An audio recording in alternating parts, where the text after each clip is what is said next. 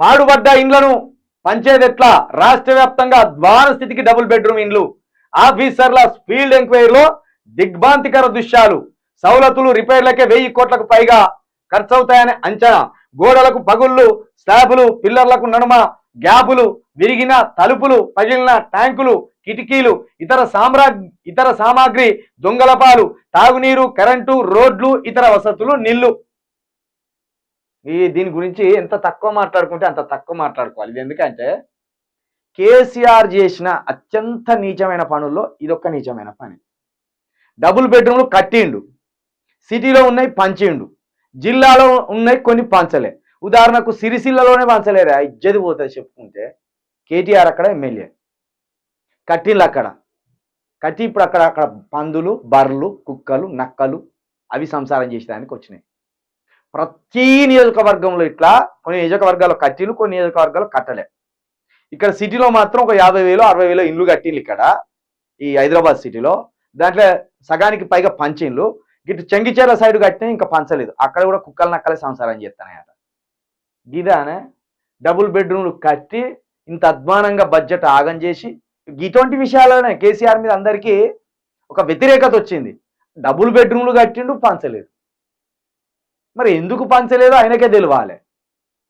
కేసీఆర్ను జైలు వేయడానికి కావాల్సిన ఆధారాలు సర్వం ఉన్నాయి రేవంత్ రెడ్డి దగ్గర, బీజేపీ దగ్గర. ఇప్పుడు రేవంత్ రెడ్డిని జైలు, అది కేసీఆర్ను జైలు ఎత్తే కేసీఆర్ ఒక్కటి జైలు ఎత్తే వేసినట్టు కాదు, ఆగమవుతుంది కదా తెలంగాణ కోసం ఒకడు మాట్లాడేటోడు లేకుండా అయిపోతుంది కదా. ఇక్కడ దాకా తీసుకొచ్చింది. ఆదిలాబాద్ జిల్లా కేంద్రంలోని కేఆర్కే కాలనీలో నిర్మించిన డబుల్ బెడ్రూమ్ ఇళ్ల దుస్థితి ఇది. ఒక చోట సుమారు 200 ఇళ్లు నిర్మించి ఏడాది క్రితం లక్కీ డ్రా ద్వారా లబ్ధిదారులను కూడా ఎంపిక చేశారు. కానీ పంపిణీ మాత్రం మర్చిపోయారు. దీంతో నిర్వహణ లేక ఇండ్లన్నీ దెబ్బతిన్నాయి. దీనికి తోడు విద్యుత్ వైర్లను, పైపులను, ఇనుప కిటికీలను దొంగలు ఎత్తుకెళ్లారు.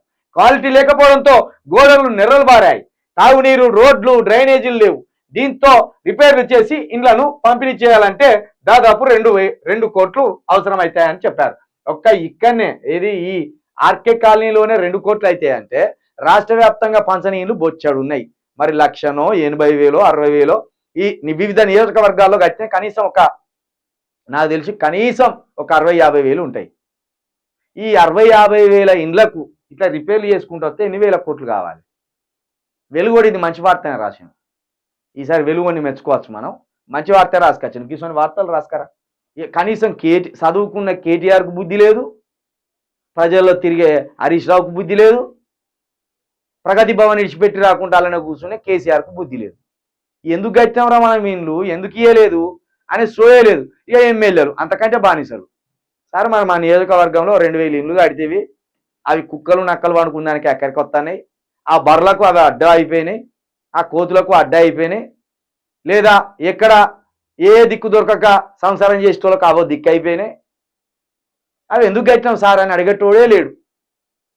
మంత్రులు, ఎమ్మెల్యే అందరు దద్దమ్మ లెక్క చూస్తున్నారు. ఓ వైపు మంచిగా చేస్తాం తెలంగాణ అనే వైపే, ఓ వైపు ఇట్లా నాశనం చేసుకుంటూ వచ్చింది. ఇది పైసా కాదా, ఇది ధనం కాదా, ఇది బడ్జెట్ కాదా? డబుల్ బెడ్రూమ్ల మీద ఎన్నో వేల కోట్ల బడ్జెట్ అయితే కేటాయించి ఉంటారు కదా, ఆ బడ్జెట్ అంతా నాశనం అయిపోయినట్టే కదా. ఇట్లా ఇక కేటీఆర్ని తిట్టమంటే ఎందుకు తిట్టారు, కేసీఆర్ని తిట్టమంటే ఎందుకు తిట్టారు, బీఆర్ఎస్ని తిట్టమంటే ఎందుకు తిట్టారు. ఇక మళ్ళీ కొందరు శిల్కప్రావీణ్ కేసీఆర్ని పొగుడుతాను తెలుసా. ఇప్పుడు ఇనుర్రి ఇది. ఈయన పొగుడుతానన్నా మరి విమర్శిస్తానన్నా మీరే ఆలోచనకు రావాలి.